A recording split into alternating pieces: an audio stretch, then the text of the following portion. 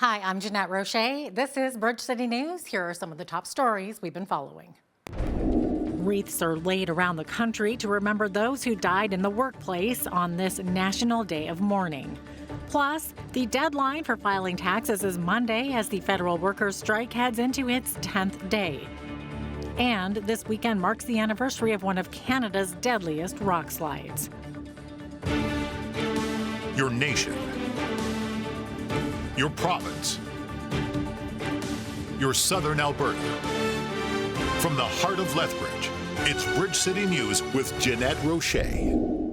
Thanks for joining us. As 155,000 federal workers remained on strike for a 10th day in a row Friday, the federal government says it presented a counteroffer to the Public Service Alliance of Canada. Both the union and a spokeswoman for Treasury Board President Mona Fortier confirmed the offer, which is the first sign of any progress since the union said things were at a stalemate on Wednesday. The Public Service Alliance of Canada confirmed receiving the offer and says it hopes to continue bargaining throughout the weekend. Meanwhile, on this 10th day of strike action, the Canada Revenue Agency has not let up on the May 1st deadline for Canadians to file taxes. About 35,000 affected workers are employed at the CRA, which has limited the access Canadians have to get help filing their taxes ahead of the deadline. The strike has disrupted everything from immigration services to passport applications and Canada Revenue Agency services. Meantime, Prime Minister Justin Trudeau is pushing back on criticism by the Conservatives and NDP over his trip to New York City on this day 10 of the strike.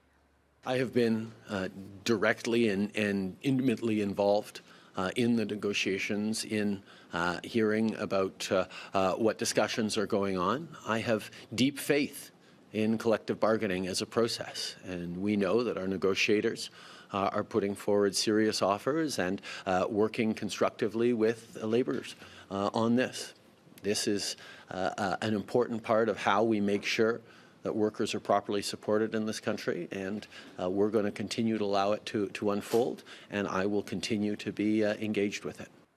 And as a side note, the Prime Minister is also expected to attend the May 6th coronation of King Charles III in Westminster Abbey. The Federal Heritage Department is planning an hour-long event in Ottawa to celebrate the coronation that will feature music, art, and poetry. Today marks the National Day of Mourning across the country to honor those who lost their lives, suffered injury, or illness on the job. Traditionally, on April 28th, the Canadian flag has flown at half-mast on Parliament Hill and on all federal government buildings. Employers and workers observe the day of mourning in a variety of ways with lit candles, laid wreaths, wearing commemorative pins, ribbons, or black armbands, and a pause for a moment of silence. In Lethbridge, a special wreath-laying ceremony also took place.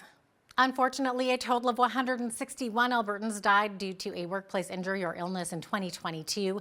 Wendy Ellen Niddle is a founding member on the board of directors for a group called Threads of Life. She explains that she lost her son Blaine in a workplace accident after his work truck went into a ditch and flipped over. She says it's touched her heart to see so many others come down to show their support today, including other members of Threads of Life. There's another Threads of Life family member here today who I've been her volunteer family guide. And to hear someone have the same story helps you, because there's so many people out there. When Blaine died, we could have gone for grief counseling. And I have nothing against the counselor, but grief counseling in Medicine Hat includes death, divorce. They're both grief. And you do grieve a relationship. But to me, that wasn't the same thing. And according to the City of Lethbridge, the National Day of Mourning was officially recognized by the Canadian government in 1991. Since then, the day has spread to around 80 countries who have now joined together to observe the somber day. Well, this Saturday marks the anniversary of Alberta's largest natural disaster. April 29th is the 120th anniversary of the Frank Slide, a massive rock slide that buried parts of the mining town of Frank, Alberta. It was one of the largest landslides in Canadian history and remains the deadliest. It's estimated that between 70 and 90 of the town's residents were killed, most of whom remain buried in the rubble. Frank Bradley is the chair of the Crow's Nest Heritage Society, and he joins me from the Crow's Nest Pass, where the disaster took place so many years ago. Fred, welcome. Thanks for joining me. For our viewers who may not know the history of the Frank slide, what exactly happened on that fateful morning? 110 million tons of rocks had cascaded down off the top of the mountain at 4:10 in the morning, burying the railroad, the river, the wagon road, 2 kilometers of the rail line, and the eastern portion of the village of Frank. And the rescue efforts began. So on the east side of the village was buried, about 12 homes, a livery stable, the mine entrance, some ranches, and the construction camp. There's approximately 110 people that were in the path of the slide. 23 of those people survived. That's incredible. And this is such a huge part of Alberta's history. And it always fascinates me how you can still see the piles of rubble where the highway is. Now, Fred, to commemorate the anniversary, what do you have planned this weekend?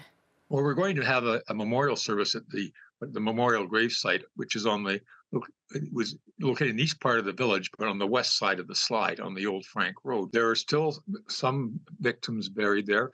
And interesting enough, when they did build a newer road through in the 20s, they discovered some of the graves of the victims, and this is where we're going to be having our memorial service on tomorrow. So the ceremony will start at 1 o'clock on the old Frank Road south. You go south of Frank. There's a follow the Crow's Nest Heritage Road signs, and you will get there, and it will be a dignified, solemn service to have commemoration about the tragedy, the victims, and commemorating the event. Thanks so much for sharing the information and for joining me today, Fred. That was Fred Bradley, chair of the Crow's Nest Heritage Society. And speaking of danger in the mountains, Avalanche Canada has issued a warning for recreational backcountry users across the mountainous regions of Western Canada. The warning was issued in anticipation of a dramatic increase in temperatures moving into the area this weekend that is expected to destabilize the snowpack. This could result in dangerous, deadly, and destructive avalanches. The warning is in place through Monday, May 1st, and this, by the way, comes on the heels of last weekend's deadly avalanche at Lake Louise Ski Resort that took the life of a 21-year-old man who had been skiing in a closed area of the resort on April the 22nd. Well, it was the third and final day of the National Citizens Inquiry in Red Deer, Alberta. The inquiry is hosting witness testimonies across Canada looking into the government's handling of the pandemic. Bridge City News spoke with Michelle Leduc-Caitlin, who the spokesperson for the National Citizens Inquiry, about how testimonies from witnesses have portrayed the impact of pandemic lockdowns and mandates. Certainly our institutions have failed. This is at least the evidence that we're hearing. Testimony from all aspects of accountabilities, all areas, media, policing, government, healthcare. There have been massive failures, and we need to now come together. We need to unite. We need to heal the divide that has been created and fix the problems. James Coates, one of the pastors in Alberta who was arrested during the pandemic lockdowns for allowing his church to gather, spoke virtually at today's hearing. One of the commissioners asked how it felt when the government was dogging his steps. The whole time was hard. I mean, the level of intensity, there's no question, the government oppression, the intensity that we were experiencing on a basically daily basis was out of this world. I mean, our nerves were shot by the end of all of that. It was exhausting, but it was necessary because we believe there's a cost in following Christ, and our desire is to bring honor and glory to his name. The Inquirer will continue its hearings in Vancouver, taking place May 2nd through the 4th, before moving on to Quebec City and then Ottawa. The Alberta Deputy Premier and Infrastructure Minister, Nathan Neudorf, was in Lethbridge today to announce a new $19 million Lethbridge Recovery Community Facility. It's decked out with 50 new beds to help support those who are seeking treatment from addiction. The facility is now the second building for the Fresh Start Recovery Center in Lethbridge. Neudorf explained the types of treatments that will be given at the new center. The Lethbridge Recovery Community clients will be able to live here and participate in full-time programming for up to a year and beyond as needed. This intensive approach can help an individual make meaningful progress in their journey towards recovery and start firmly establishing a new way of life. And this 50 beds will serve the men. It just helps programming to keep the two programs separate, but this is all additional beds to help serve the numbers that we see that are caught in addiction here in the South. Bruce Holstead, the executive director of the Fresh Start Recovery Center, battled addiction in the past and has now been sober for 24 years. He spoke to us about how vital these additional beds will be moving forward. When you're dealing with parents, family, community begging, looking for that availability, and you have to say no because the bed's not there, I think it speaks volumes in its own self that the beds are needed. And there's not a day goes by that a conversation around need from an individual pleading to get somewhere from where they're at. Staff from the Alberta government also said a recovery community will be built on the Blood Tribe, with construction set to begin later this year. Rob Miyashiro and Shannon Phillips, the NDP candidates for Lethbridge East and West, held a press conference on Friday outlining their plans to improve public safety and add affordable housing to our city. Miyashiro outlined how the party will do that if elected. Over the past 2 weeks, Alberta's NDP released a comprehensive housing and public safety plan. We will take up our responsibility to build affordable housing. We will reverse the cuts to rental assistance and affordable housing that the UCP have made. We will provide more funding for wraparound services. We have one of the biggest homelessness crises in Alberta. The last count in 2018 found 223 homeless people in Lethbridge. At the same time, business in the downtown is suffering. People who work here often feel unsafe. People who live here, as Shannon does, often do too. Miyashiro told us if elected, the NDP would also provide supportive Indigenous housing for off-reserve individuals in the region, along with building a 42-unit permanent supportive housing project that has been stalled since 2019. Well, 6 school divisions in southern Alberta are set to receive over $6 million in funding from Alberta Education. This funding will help create the Southern Alberta Collegiate Institute in partnership with Lethbridge College and Career Transitions, and will encourage students to find career paths and build capacity in areas such as trades, agriculture, and the medical profession. The proposal for the new collegiate emerged from the work of the Pathway Partnership of Southern Alberta, a group that's been working collaboratively for several years to create opportunities for Southern Alberta students to explore career opportunities, including dual credit programs. Students enrolled in the collegiate can train in trades programs offered at Lethbridge College. Some Lethbridge seniors took exercise to a whole new level this morning at the Heritage Lodge. Inaugural rides on new e-bikes for the residents took place, all part of a new initiative to encourage exercise among seniors. Angela Stewart has more. Ready? She's shifting her exercise into a different gear. At 102, Green Acres Foundation's oldest resident, Ruth Shoemaker, was the first to be able to get behind the handlebars and test out this new assisted tandem e-bike. It was very, very nice. I mean, I could have gone longer. She asked to be the very, very first resident on these bikes, so you don't argue with a 102-year-old, so she got to be the very, very first one. Funded through the Foundation's annual charity golf tournament and with the help of the Community Foundation of Lethbridge, 4 new e-bikes have been brought in for the residents at the Heritage Lodge. It was wonderful. It was so much fun. We had a bicycle ride for 2. We were going for coffee, but we didn't get that far. The mayor forgot his wallet. Kislovi says this new initiative is aimed at helping seniors get some exercise in a fun way. I mean, we do provide the housing and the necessary services like food, housekeeping, and things like this. But what we found, especially during the pandemic, social isolation for residents, for senior residents, is really detrimental to their health. Being able to get out and about, what a great opportunity to, for our community. It's fantastic. Both Cawthra and Shoemaker say they plan to go for another spin. Oh, I'll go with it when somebody else will drive it, though. We'll do races back there for sure. For Bridge City News, I'm Angela Stewart.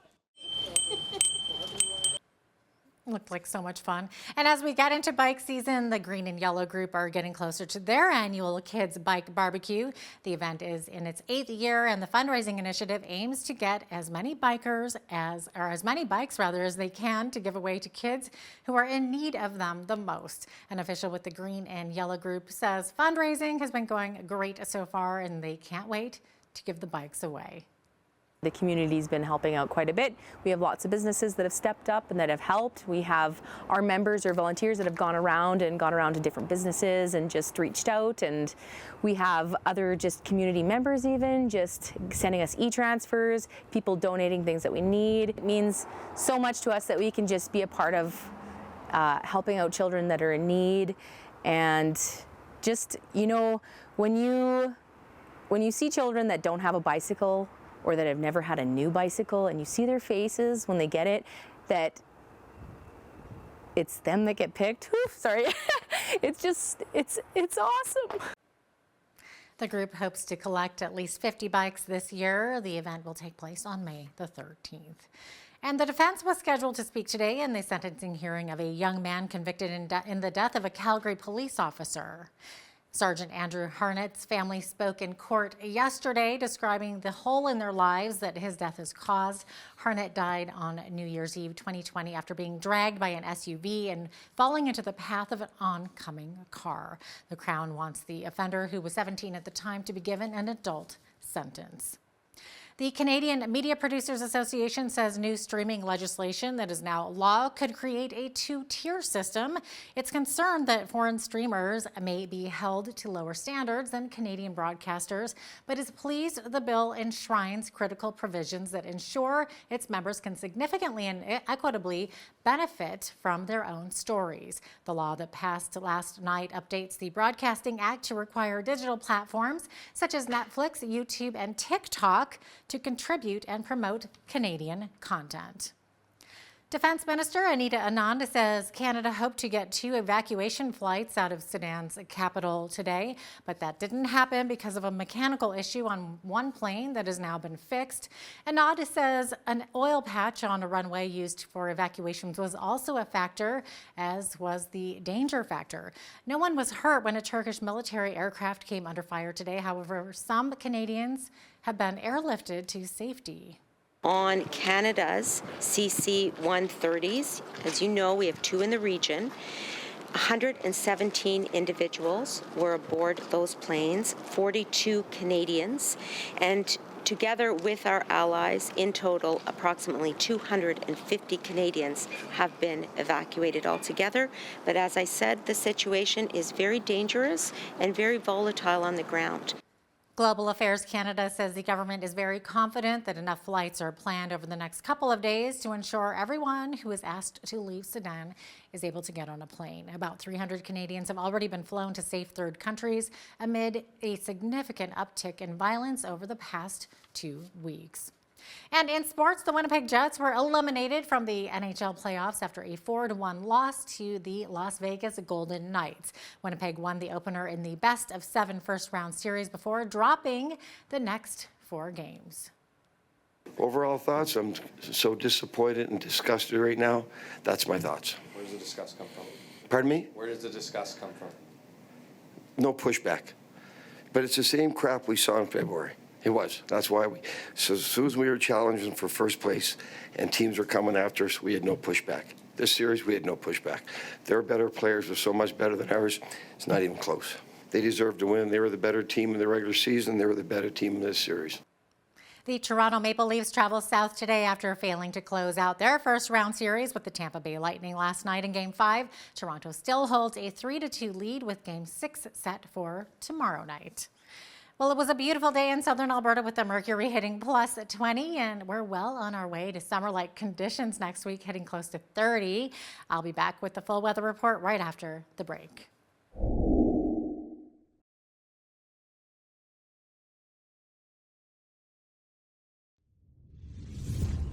And welcome back. Some beautiful days expected in the coming week here, getting close to 30 degrees. So we're looking at 21 degrees, beautiful Saturday, lots of sunshine on Sunday as well for a high of 23 degrees. So it's going to be a lovely weekend out there. And then look what happens as we get back into the work week.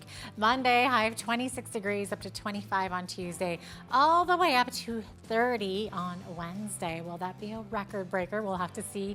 And then 29 degrees on Thursday as we round out that 7-day forecast. So the average high for this time of year, 15 degrees. We're well above that, though. 1 is the low average for this time of year. 31 was our high temperature on this day back in 1939. And in 2005, we were sitting at a chilly minus 10. That's very cold for the end of April. Okay, so sun rose this morning at 6:14, sunset this evening at 8:44 p.m. We're so close to 15 hours of daylight now. I'm loving it. On the west coast, very sunny. Victoria looking at 21 degrees, a 30k wind in the Juan de Fuca Strait. 21 as well in Vancouver, but guess what? Looking at 25 degrees as you move closer inland.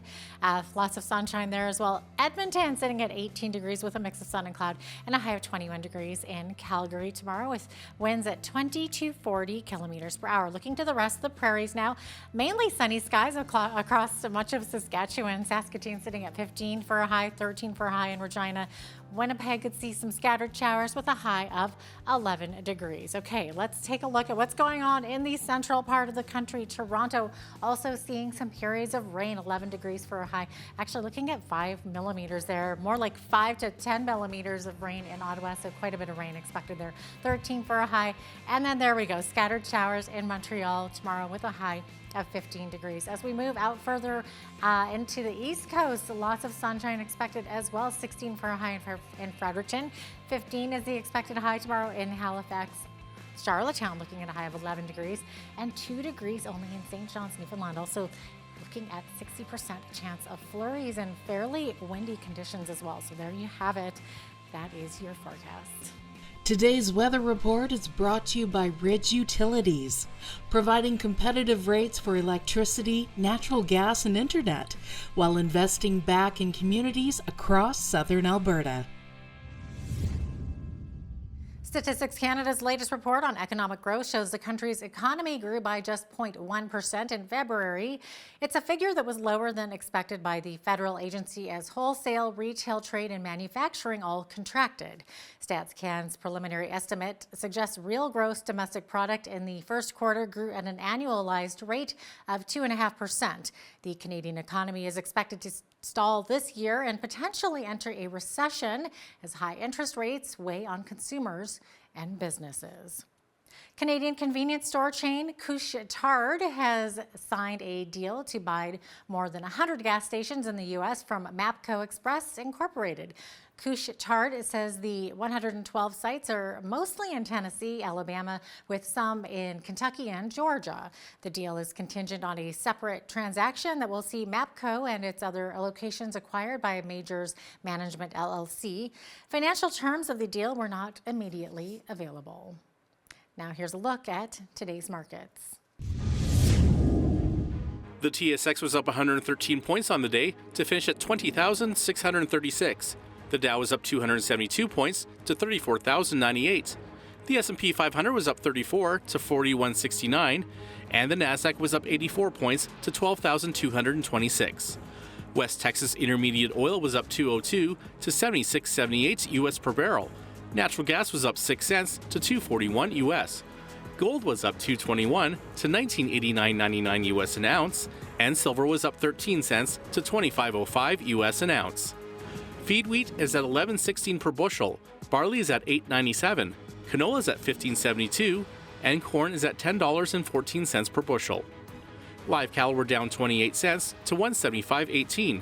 Feeder cattle were down 55 cents to $210.98. Lean hogs May contract were up $1.53 to $79.65, and the Canadian dollar was up slightly over the past 24 hours to 73.79 US.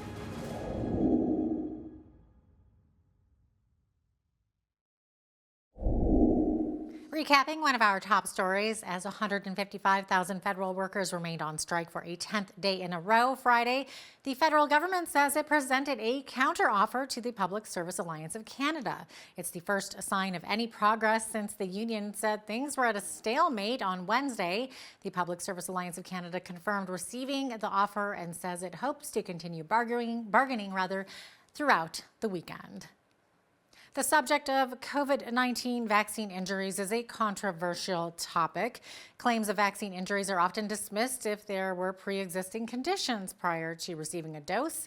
Charissa Clam, a former healthcare worker, says after receiving her second jab, she endured a long battle due to a confirmed vaccine injury. Catch her story after the break in a full interview with BCN's Naveen Day. Also, if you see news happening in your community, be sure and drop us an email at info@bridgecitynews.ca. We'd love to hear from you.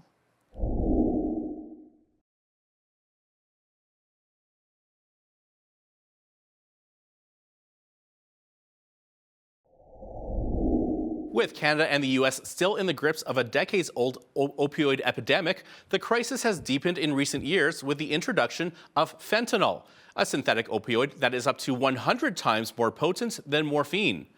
It is a driving force behind countless overdose deaths per year, and law enforcement agencies and officers face many challenges when it comes to controlling the synthetic. Joining me to discuss these challenges in more detail is Michael W. Brown. He is the Global Director of Counter-Narcotics Interdiction Partnerships at Rigaku Analytical Devices. He has a distinguished career spanning more than 30 years as a special agent for the Drug Enforcement Administration. Most recently, he was the DEA Headquarters Staff Coordinator for the Office of Foreign Operations for the Middle East, Europe, Afghanistan, and India. He also spent 10 years in Pakistan as a special advisor to the U.S. Embassy on various law enforcement issues. Michael, welcome to Bridge City News. Thank you for the introduction. It's a pleasure to be here. And wow, what a distinguished career you have, Michael. So our city, Lethbridge, Alberta, is plagued with an opioid crisis, as many cities are, and it contributes to many other issues, including crime and homelessness. What kind of stats can you give us on fentanyl use and deaths associated with its use in Canada? Well, I can tell you that the association within American cities, which are exhibiting or going through the same situations in Alberta, is staggering. I think nationally in the U.S., we're losing some 300 individuals a day related to fentanyl overdoses. That's 2,100 a week, and that's about 8,000 a month. And those numbers are anticipated to go up dramatically if something is not done to stem what I call the center of gravity of fentanyl precursor chemicals and production in Mexico. And of course, the United States and Canada are attached to the hip in many ways, economically, culturally, socially. And of course, the criminality that we share is exactly the same. Now, many people may be wondering, if fentanyl is so deadly, why are drug dealers using it to lace illicit drugs? Like, aren't they concerned about potentially harming or killing their paying customers? Well, here's the interesting thing about fentanyl. It's a Schedule II controlled narcotic, and it's used for severe pain medicine within cancer patients. So used appropriately, it saves many lives. But when the cartels are the manner in which they are using it, right, they're just lacing it with heroin and with other narcotics, say methamphetamine or cocaine, for example. But the potency of fentanyl is extremely strong. As you mentioned earlier, it's 100 times more potent than heroin. So really, more than 2 grams is enough to kill an individual. So what the cartels are doing, they understand the pharmacology of fentanyl, the addictive quality of fentanyl. And of course, cartels are in business to make money by selling addiction. So if they can get customers to use a product that is more addictive, they can make more money. And they understand that there's a period of adjustment where traditional heroin users will transition to fentanyl. And in that period of adjustment, people will die, maybe 100,000, maybe 200,000, but they will gain another 400,000 customers. So for the cartels, it's simply the cost of doing business. Wow, so they aren't really trying to kill people. They're looking to expand the addiction, and I guess like those who die off. That's like you're saying, it's just the cost of doing business. That's shocking. Yeah, I wouldn't say it's murder with intent, but it's certainly a manslaughter where they know the act that they're doing will most likely cause or have a high probability of causing an individual to have an overdose reaction, therefore causing his death. So certainly they have knowledge that what they're doing could and is in many cases resulting in a homicide. But again, their primary objective is to make a profit. And historically, the cartels have never had a problem killing people with intent. So that's within their wheelhouse. I mean, these are very dangerous organizations whose only motive is to make a profit at human cost. Now, what about prescription opioids? Because you touched on that a little bit earlier about how they do have medicinal qualities. But do you feel that they may also be contributing to the crisis? Well, I mean, you have to go back to 2012 to 2010 when the opioid crisis really started, associated with Purdue Pharma and OxyContin, America's attempt to manage pain. Well, it got a little out of control, you could say, and then Americans became addicted to OxyContin because of overprescriptions. And I won't get into the whole Purdue Pharma litigation situation, but that was kind of the epicenter, which started what I consider to be America's non-traditional drug user epidemic, right? These are individuals that don't historically take cocaine, methamphetamine, or hard narcotics. They became addicted to prescription pills, primarily OxyContin. And once that began to get regulated, the OxyContin got cut off. But people at that point were already addicted, and then they turned to street heroin to feel that pain relief. Then they became addicted to heroin. And then over the next couple of years, fentanyl slipped into that heroin supply line and then created even a greater addiction, resulting in a high number of overdose deaths. Now, many people feel that law enforcement officers are losing the battle against fentanyl, and I've heard that many times here in Lethbridge. What is your opinion on this? You know, I'm often asked that question, and I would say law enforcement is not losing the battle against drug trafficking with working within the parameters that they have. Like when I work for DEA, we have a legal code. We have a justice system that allows us to do certain things. And DEA, state and local law enforcement agencies are doing everything within their authorization to combat drug trafficking. But here's the thing. Our authority, or law enforcement authority, stops at the U.S.-Mexican border. There are no large-scale laboratories in the United States. There's no cartel precursor fentanyl distribution supply chain. There's no roving gangs of cartel hitmen killing and cutting heads off of police officers. This is all occurring in Mexico, which is the center of gravity. And the U.S. does not simply have the capability to go into Mexico and manage or degrade what I call the center of gravity, which is where the problem of fentanyl distribution, the metastasization of the fentanyl crisis is now growing and spreading into America and therefore into Canada. And what kind of work is the U.S. government doing with the Mexico government to work together on this issue? Well, I mean, there is a bilateral relationship. There is a DEA office in Mexico, but as you know, the relationship between Mexico and the United States is probably not at its best. Starting back with the arrest of General Cienfuegos, who was the Mexican Defense Secretary of Defense for the military. He was arrested and charged on drug trafficking charges in the United States. Mexico threatened the United States to close down the embassy, kick the EA out unless he was released. So the decision was made to release him. He was a major crime figure associated with the Sinaloa cartel. So that's the relationship the U.S. has with Mexico. It's very tenuous. And what we're seeing now in Mexico is the expansion of Mexican cartels in an attempt to basically take over the state, right? So for years of what I would call cooperative, corruptive relationship with the government has now come to an impasse where the cartels feel that they can be in control. And this creates an even larger problem than we have in the United States. And what about Canada? Where is Canada getting its fentanyl supply from? Is that also coming up from Mexico? Where's the interesting thing? All the trafficking gangs that operate in the United States operate in Canada. You have the Hells Angels, Latin Kings, you have the Zetas, you have the Five Families, the Italian Mafia. And recently, there was a large shipment of fentanyl that was sent from Canada to Australia. So what the cartels are doing now, they're establishing, I believe it was a shipment was sent to Sydney, Australia. But what the cartels are doing, they're establishing Canada as a central international hub for fentanyl distribution because it's easier to ship it from Canada to Australia as opposed from Mexico to Australia. So Canada has become this safe haven for the expansion of cartels like Sinaloa and the Jalisco New Generation in the international distribution of fentanyl. And that creates a significant problem for Canada.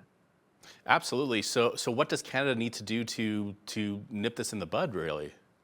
Well, I mean, continue to do what they're doing, and that's working with U.S. officials, working with Canadian officials, and developing, intelligence and targeting these cartels before they can establish a foothold and expand their narcotic trafficking activities. Because once that foothold gets established, it becomes very difficult to break, and that's what we're dealing with here in the United States. The cartels have well-established, entrenched drug distribution networks across the entire country. It's almost virtually impossible to ferret out all of those organizational structures to reduce the amount of fentanyl being distributed in this country. What kinds of risks do officers face when they're exposed to fentanyl during, say, a traffic stop or a house search? Like, how do they protect themselves? That's a very good question. I reflect back on my career with DEA. When we do a search warrant, we find, let's say, a kilogram of heroin. I would typically cut it open with a knife, take a little bit of the powder out, and put it into a reagent test kit. That process, I had heroin dust all over me, my hands, my clothes, everywhere. Today, if that was a kilo of fentanyl, I run the risk of exposure by either inhaling it or getting it into my eyes, an open cut perhaps, my nasal passages, at which point the officer is at great risk for potential overdose. In my opinion, officers now dealing with potential drug situations, search warrants, or vehicle inspections are dealing with what I call a hazmat situation. They can no longer look at it as routine, because routine and making mistakes can get you killed. So it's not like the movies where an officer will dip his finger into like some cocaine, put it on his tongue, like, that's cocaine. That's not true, is it? That was never a good idea to begin with, but it's certainly not. It's a worse idea now, definitely. And how are officers able to identify a narcotic when they find a substance that looks suspicious? You touched on this a little bit earlier. Well, it's officers have a number of tools they can use. They have the fentanyl test kits that are out there now. There are the marquee reagent test kits that test for a number of narcotics. But the problem, in my opinion, with those test measures is the officer has to expose him or herself to the actual fentanyl powder. Now, there's a lot of new technology out there referred to as Raman spectroscopy, and that's basically a handheld laser that shoots a light beam into the substance. It heats it up. The molecules get heated up and they vibrate. That vibration causes it's like a digital fingerprint. The software can then identify that substance as fentanyl, heroin, or cocaine, or a number of other narcotics, all without having to expose the officer to that substance. So I think in the future, moving forward, hopefully we'll see more law enforcement officers and departments moving towards having every officer having a Raman spectroscopy laser, handheld laser, as part of his or her toolkit. And with that portable technology, is that enough evidence to give an officer the probable cause needed to arrest and charge a suspect? Well, that's a great point also, because the use of technology really removes the human error aspect. So an officer is doing what we call presumptive analysis using a Raman spectroscopy.